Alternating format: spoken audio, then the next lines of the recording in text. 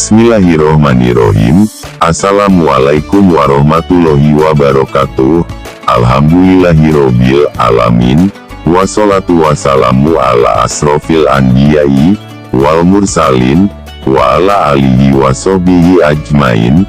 Amma badu, sahabat Ayo Hijrah Channel yang dirahmati Allah. Konten kali ini kita sedikit belajar Al-Quran, sekilas sejarah, dan fenomena terkini tentang ayat-ayat dari firman Allah tersebut. Al-Quran pertama diturunkan menandai pula kelahiran Islam sebagai penyempurnaan petunjuk dan pengetahuan aturan-aturan Allah yang diturunkan kepada nabi-nabi dan rasul terdahulu. Dengan demikian sebenarnya Al-Quran dan Islam itu adalah kesatuan petunjuk dan penuntun serta pedoman hidup untuk segenap manusia, bahkan meliputi alam jin yang mengisi planet ini. Masa Al-Quran dan juga Islam diturunkan kepada manusia dan masa akhir kenabian ini adalah Muhammad Rasulullah Shallallahu Alaihi Wasallam, adalah bangsa Arab, berarti pula diturunkan dalam bahasa Arab, yang merupakan induk bahasa segala bahasa ini. Masa itu sedikit sekali dari bangsa Arab yang mampu baca tulis alias sebagian besarnya masih buta huruf, termasuk Nabi dan Rasul Muhammad Sallallahu Alaihi Wasallam. Tapi masyarakat Arab dikaruniai ingatan dan hafalan yang sangat kuat. Ini dimungkinkan saat itu masyarakat Arab sangat akrab dan terbiasa menggubah dan membawakan syair-syair dan bagian penting dari budaya Arab saat itu. Demikian pula Rasulullah, setiap beliau mendapatkan wahyu, maka seketika itu pula langsung disampaikan dan disuruh dihafalkan kepada keluarga dan sahabat pengikut beliau dengan sangat jelas dan detail. Di samping pula langsung diamalkannya apa-apa yang tersampaikan itu, beliau pun menyuruhnya untuk terus mengulang-ulang bacaan itu, dan disuruh pula menuliskannya kepada pengikut yang sudah bisa menulisnya. Dan ketika perang Badar terjadi, ternyata banyak di antara kaum musyrikin yang sudah berkemampuan baca tulis, mereka yang jadi tawanan dan tak mampu menebus dengan uang, maka disuruh mengajarkan 1 orang kepada 10 orang, untuk mengajarkan baca dan tulis. Dan pada akhirnya ketika hijrah ke Madinah antara kaum muhajirin dan ansor semakin banyak orang yang mampu membaca dan menulis.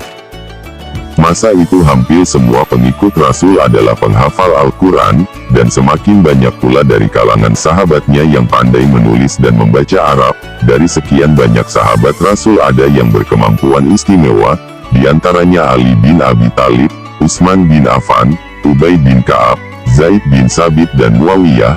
Mereka adalah para penulis ayat Al-Quran untuk Rasulullah. Mereka seperti juru tulis Rasul ketika Rasul mendapatkan wahyu, dan Zaid bin Sabit adalah pemuda yang sangat cerdas serta ingatan yang kuat, dan kemampuan intelek lebih bagus dari yang lainnya. Dia layaknya sekretaris Rasulullah saat itu. Dan Rasul tak pernah menyuruh menulis apapun selain wahyu, secara tekstual, artinya apapun penjelasan atau jawaban dari pertanyaan para sahabat, atau apapun selain wahyu yang belakangan disebut sunnah dan hadis, bahkan Rasul melarang menuliskannya. Ini semata dilakukan agar tak bercampur, atau mengacaukan penulisan wahyu, dan menghindari perbuatan berlebihan di atas wahyu kepada umatnya di kemudian hari. Walaupun Rasul sendiri tidak pernah atau belum menyuruh para sahabatnya untuk menyusun dan menyatukan atau membukukan seluruh wahyu-wahyu tersebut, sampai Rasul wafat. Ketika Abu Bakar Siddiq diputuskan para sahabat untuk memimpin kaum muslimin atau Amirul Mukminin sepeninggal Rasul, maka ekspansi dan perluasan pemberitaan dan penyebaran Islam pun terus dilakukan sesuai amanat Rasul dan Al-Quran untuk menuntun dan menunjukkan jalan yang benar bagi manusia ke seluruh penjuru bumi. Maka tak bisa dihindari terjadi banyak peperangan akibat dari penolakan dan penentangan terhadap Islam, dan tak bisa terhindarkan banyak pula para sahabat yang gugur, termasuk para sahabat penghafal dan penulis wahyu, dan diantara mereka yang utama itu justru menjadi panglima perang untuk daerah-daerah konflik yang berbeda. adalah Umar bin Khattab yang pertama gelisah dan khawatir dengan kondisi para penulis dan penghafal wahyu atau Al-Quran tersebut, yang semakin banyak yang gugur. Beliau takut bila di antara mereka ada yang menyimpan sebagian dari tulisan wahyu itu, dan menjadi tidak lengkap atau hilang, sebelum tersampaikan dengan komplit. Hal itulah yang memaksanya menyampaikan kegundahannya kepada sahabat Amirul Mukminin Khalifah Abu Bakar. Ketika hal itu disampaikan, maka sang khalifah menjawab, "Mengapa kamu menyuruhku mengerjakan hal yang tidak disuruh Allah dan Rasul-Nya?" Dan Umar pun menjawab, "Demi Allah itu pekerjaan yang baik." Dan Umar menyampaikannya berulang dan meyakinkannya dengan alasan yang sangat rasional dan untuk kemaslahatan umat di kemudian hari, serta meminimalisir fitnah serta penghilangan sebagian ayat oleh orang-orang yang tak mau menerima kebenaran ini di kemudian hari. Dan Abu Bakar pun luluh hati disertai tangisan mohon ampunan untuk hal baik yang tak disuruh Rasul itu. Maka dikumpulkan para sahabat utama dan para penghafal dan penulis wahyu. Untuk pekerjaan yang sangat berat dan luar biasa ini, Abu Bakar menunjuk Zaid bin Sabit untuk memimpin pengumpulan wahyu dan menyusunnya secara rapi dan detail sesuai dengan waktu dan ayat-ayatnya. Namun ternyata awalnya Zaid menolak tugas itu dan berkata kepada khalifah dan para sahabat, "Ya Amirul Mukminin, mengapa engkau menyuruhku mengerjakan hal yang tak disuruh Rasul kepada kita?" Dan seperti jawaban Umar kepada Abu Bakar menyampaikan itu kepada Zaid bin Sabit, dengan isak tangis dan memohon ampunan kepada Rabb yang menurunkan wahyu. Zaid tak bisa menolak permohonan para sahabat utama Rasul itu. Zaid menangis tatkala mulai mengerjakan pekerjaan luar biasa ini bersama tim, disertai permohonan ampunan dan petunjuk ilahi. Agar apa yang dia kerjakan bersama para sahabat itu benar-benar perbuatan baik yang diizinkan Allah dan diridhoinya, tak butuh waktu lama maka seluruh tulisan-tulisan wahyu dan firman Allah yang diturunkan kepada Rasulullah itu, dari mulai surat dan ayat pertama, serta apa-apa yang diperintahkan Rasul sewaktu beliau menyuruh menuliskannya dulu, sudah terkumpul dan tersusun, serta disatukan dalam satu buku. Tak ada penambahan atau pengurangan satu titik pun, dan nyatanya Allah telah menyampaikannya di dalam wahyu itu sendiri, bahwa Al-Quran yang kita baca sekarang sudah dijamin, dan disampaikan juga hal itu oleh Rasulullah, bahwa seluruh wahyu itu takkan pernah hilang satu titik pun sampai hari kiamat. Allah sudah menjamin itu dan itulah salah satu mukjizat terbesar yang pernah diberikan kepada para nabi dan rasulnya, dan di kepemimpinan khalifah berikutnya wahyu-wahyu Allah yang kini sudah tersusun dalam satu kitab itu diperbanyak, dan disebarluaskan ke seluruh penjuru wilayah yang sudah diislamkan, dan dengan berkembangnya ilmu dan teknologi percetakan kitab itu semakin banyak dicetak dengan standarisasi oleh para ulama penerus sampai hari nanti.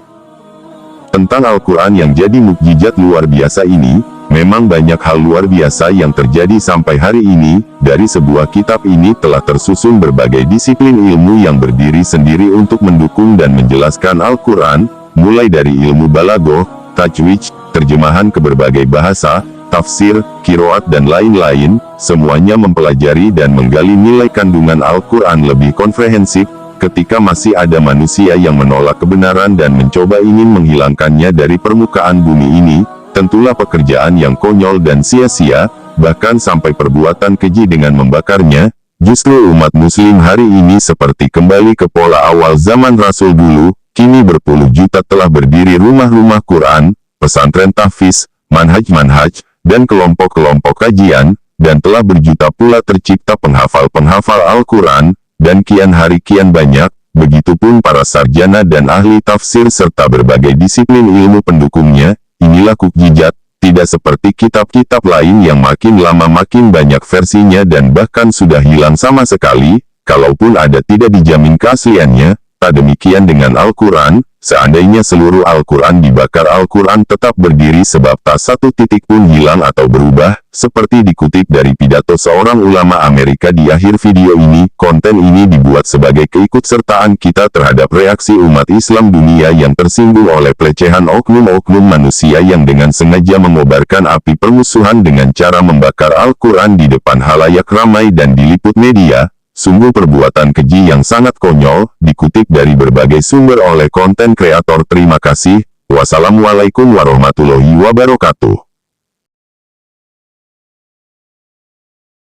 to an illiterate prophet. That means an unlettered prophet. 1424 years ago. It was memorized. Over a period of 23 years, it was revealed. And it was memorized by the prophet himself, peace and blessing be upon him, and it was memorized by several of his companions, and he reviewed their memorization of it, and the angel Gabriel that brought it to him reviewed his memorization of it. And so when the prophet, peace and blessing be upon him, passed away, there were several companions of his that had memorized this whole Quran under his review. And since that time, millions of Muslims have memorized the Quran in every age. And I almost guarantee you that there's probably at least 2 or 3 or 4 Muslims in this gathering here that have memorized this whole Quran or the greater portion of it.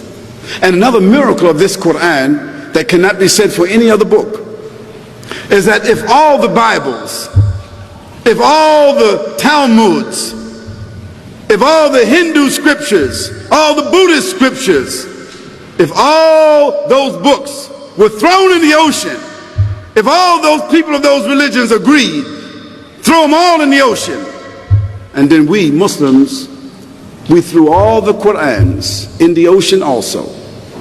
The Quran is the only one that in a matter of a day or 2 would be brought right back because it has been memorized from cover to cover.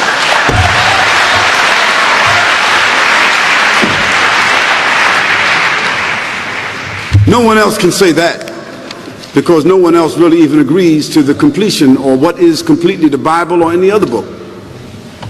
So the Quran is its own miracle. Although there are miracles of the Quran and miracles of the Prophet Muhammad, peace and blessing be upon him, the real miracle